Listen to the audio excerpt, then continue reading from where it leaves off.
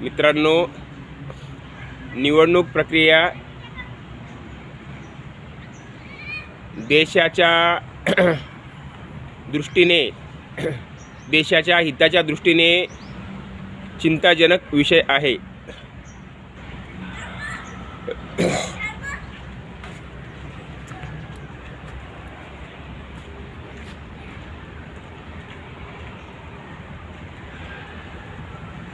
निवडणूक प्रक्रिया देशाच्या दृष्टीने चिंताजनक विषय आहे.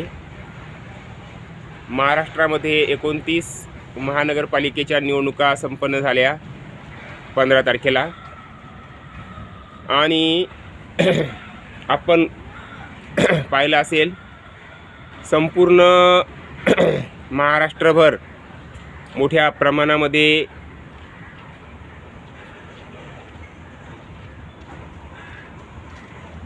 बेईमानी झालेली आहे, घोटाळा झालेला आहे.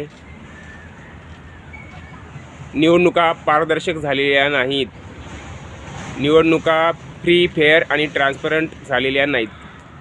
आणि म्हणून देशासमोर खूप मोठी समस्या निर्माण झालेली आहे. ती म्हणजे लोकशाही व्यवस्था संपली की काय, असा चिंता करण्याचा हा विषय आहे.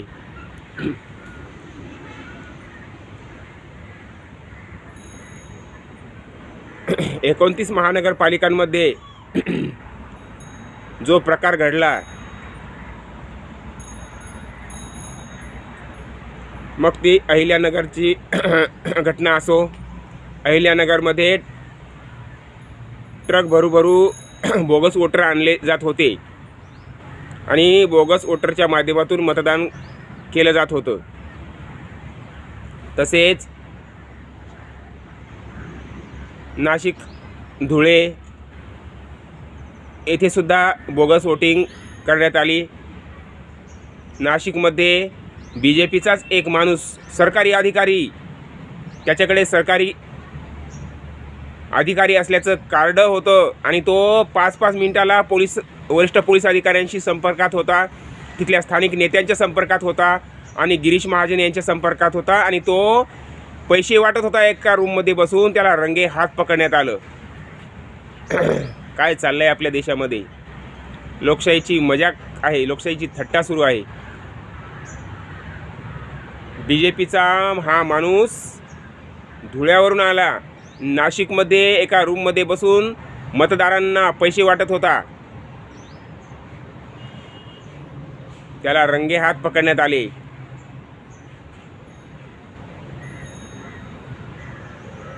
विरार, वसई मध्ये जोगेश्वरी येथे मतदान केंद्रच गायब करण्यात आलं, मतदार याद्याच गायब करण्यात आल्या. या मतदार केंद्रावरच्या याद्या दुसऱ्या मतदार केंद्रावर पाठवण्यात आल्या. त्यामुळे मतदारांचा गोंधळ उडाला. त्यांना दिवसभर मतदान करता आले नाही, अशी परिस्थिती निर्माण झाली होती. मुंबई महानगरपालिकेमध्ये दहिसर आणि धारावी येथे लोकांना मतदान केंद्रच सापडत नव्हतं. अशा रीतीने सर्व ठिकाणी मोठ्या प्रमाणामध्ये गोंधळ करण्यात आलेला आहे. पुण्यामध्ये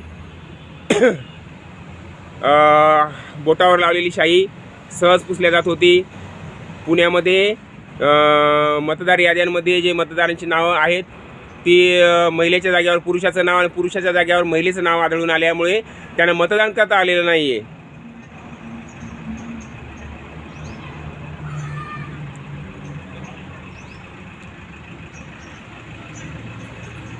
पुण्यामध्ये प्रभाग 25मध्ये असा मोठा प्रकार घडला की 11 तारखेला मतदार याद्या सही शिक्के मारून उमेदवारांना देण्यात आली होती आणि नंतर प्रत्यक्ष 15 तारखेला निवडणुकीच्या वेळेला जवळपास 16-17 EVM मशीन बदलण्यात आल्या.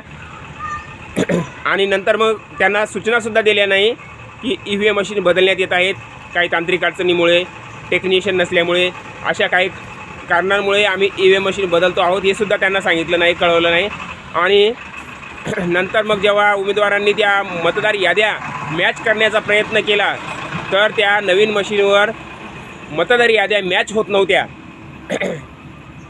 एवढा मोठा घोटाळा निवडणुका साध्या महानगरपालिकेच्या निवडणुकांमध्ये होत आहे, तर विधानसभा आणि लोकसभेसाठी किती मोठा घोटाळा होत असेल, किती मोठी चोरी केली जात असेल निवडणुकांमध्ये, याचा अंदाज आपण घेऊ शकतो. तर मुंबई महानगरपालिकेमध्ये असा प्रकार घडलेला आहे, पुण्यामध्ये असा प्रकार घडलेला आहे. मतदार याद्याच बोगस होत्या, मतदान केंद्रच गायब करण्यात आले, मतदान केंद्रच उमेदवारांना सापडत नव्हते, मतदारांची यादीच मतदार यादीमध्ये अनेक मतदारांची नावच सापडत नव्हती. असे प्रकार घडलेले आहेत.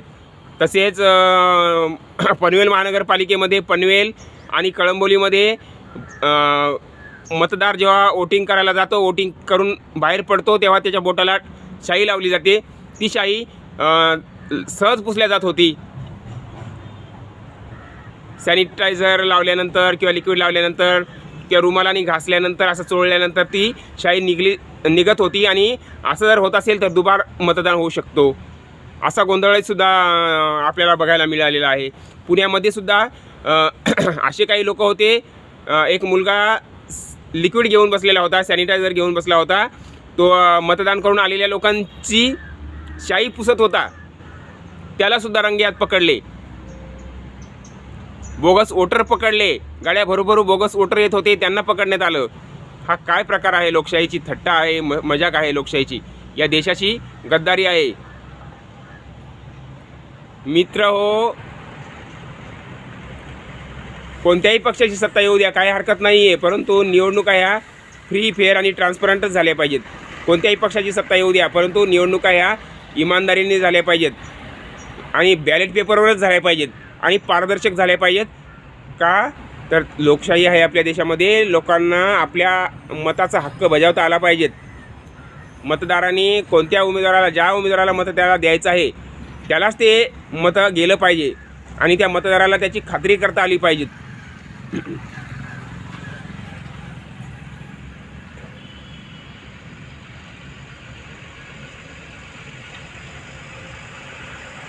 नवी मुंबई महानगरपालिकेमध्ये वाशी येथे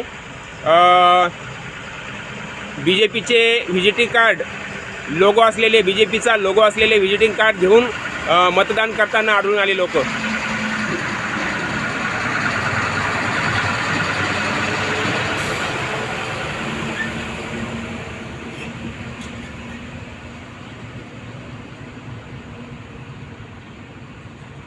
सगळीकडे मतांची चोरी झाली, बोगस वोटिंग झाली. आणि त्यानंतरसुद्धा जेव्हा निवडणुका संपन्न झाल्यानंतर जेव्हा निवडणुकांचा निकाल लावायचा होता तेव्हा सुद्धा मोठा घोळ झाला. अनेक मशीनच मतमोजणीला घेण्यात आलेल्या नाहीत, असं पण झालेलं आहे. मशीन मतमोजणीला घेतल्याच नाही काही ठिकाणी. म्हणजे समजा 100 मशीन असतील, त्यातल्या 5-6 मशीन मतमोजणीसाठी घेण्यातच आल्या नाही आहेत. ते विसरले मतमोजणीच्या वेळेला मशीन मतमोजणी करायलाच विसरले. असा पण प्रकार घडला आहे. म्हणजे हे जाणीवपूर्वक असं होत आहे. निवडणूक अधिकारी एवढे कसे ढिले आहेत, एवढे कसे बेजबाबदारीपणे वागतात. जबाबदारी नाही आहे का?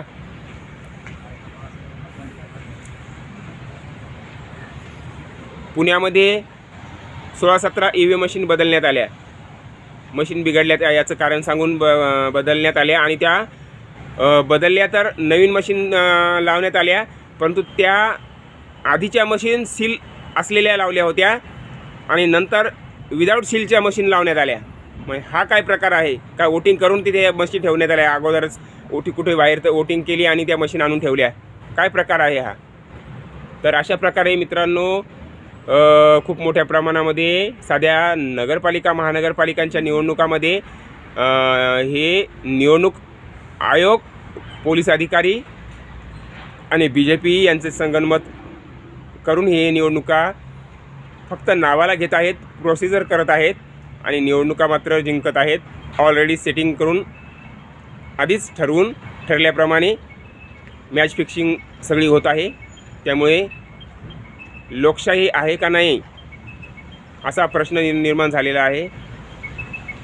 मतदारांनीच या विषयी जागृत झालं पाहिजेत आणि सर्व मतदारांनी एकत्र येऊन कोणत्याही परिस्थितीत निवडणुका ह्या बॅलेट पेपरवरच झाल्या पाहिजेत असा आग्रह धरला पाहिजे. आणि निवडणुका बॅलेट पेपरवर सुद्धा इमानदारीने निवडणुका झाल्या पाहिजेत. तरच आपल्या देशाची लोकशाही वाचणार आहे, तरच देशातल्या नागरिकांचे संवैधानिक हक्काधिकार सुरक्षित राहतील, आपल्या देशाचा विकास होईल, देशवासियांचा विकास होईल. अन्यथा इथे भांडवलदारांचं आणि मनवाद्यांचं राज्य आल्याशिवाय राहणार नाही, हे लक्षात ठेवा. धन्यवाद.